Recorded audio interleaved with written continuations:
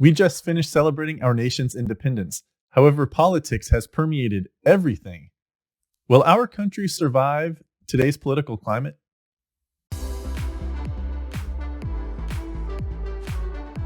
Welcome to another episode of Counterthought.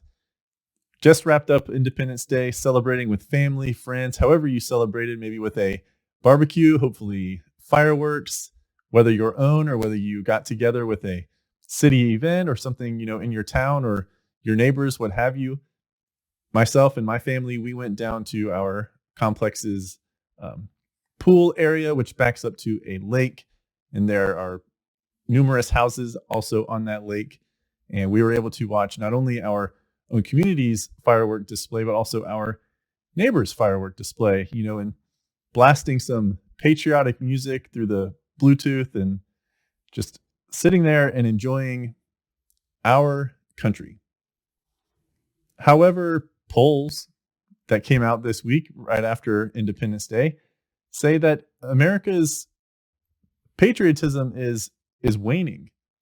And it seems to be split across party lines. Republicans tend to be more patriotic than Democrats, and Democrats are less patriotic. And that's sad, because that is dwindling as time goes by. You can see the division over the past 8 to 10 years in this country, especially over the past 2, 3 to 4 years, just continue to grow. Politics is in everything.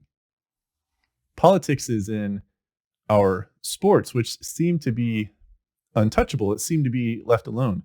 Politics is all over social media. Politics is found in your movies and your TV shows. We recently had Top Gun come out, Top Gun Maverick, a big thrust of patriotism. But then you listen to the President of the United States and his Independence Day speech, and where was that rah-rah for our country? It was just kind of like, a ho-hum speech, nothing really truly to celebrate. And when he did talk about, like our country's greatness, or talked about maybe some things right now that are going on that he doesn't consider to be too great for our country. And I can think we can agree that, things aren't as perfect as they could be. He was just general, not calling out anything specific for the good or the bad. Politics is even permeated in our businesses, even our banking. Our banking, yes, I said that correctly. Our banking. I heard this a story last week talking about a bank responded to one of their account holders' tweets to like their support desk or something like that, and the bank responded. They did not agree with what was said, and this was something political in nature, I believe. And the bank responded with, "Hey, well, if you feel that way, that is not in line with our values. So what we are going to do is we would ask you to close your account and take your money elsewhere." A bank telling you to take your money elsewhere. And then also our education system, that has been at the forefront over the past year to 2 years.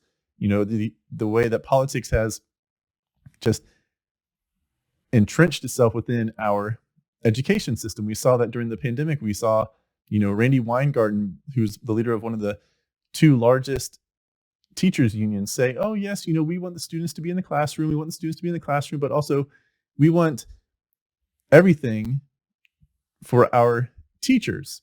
And then when they got everything, she continued to say, "Oh, well, we're not quite ready yet, but yes, we care about the children." And it was all politics. It seemed like a game to her. And then, of course, it's as politicians change and leadership changes within your local community, the education system, unfortunately, your school boards also change. And we've seen that fight really, the importance of it when it comes to our school board elections and local politics. As I said before, one of the things that was really revealed to me during this whole pandemic, and we've crossed the 2-year mark, was how important your local politics and your state politics are. All the federal politics gets the attention. You see stories and you hear about stories, read about stories, whatever, news involving the president of the United States, the vice president of the United States, the State Department, you know, not much notoriety goes unless it's your local news for local and state. But based on our government, the way it is set up, power is given to the states, and that is where, that is why, I should say, especially here in Florida, located in Orlando, Governor Ron DeSantis was able to do things going against what, like the Biden administration wanted him to do, and run Florida as he best saw fit, along with the state legislature. So politics isn't everything.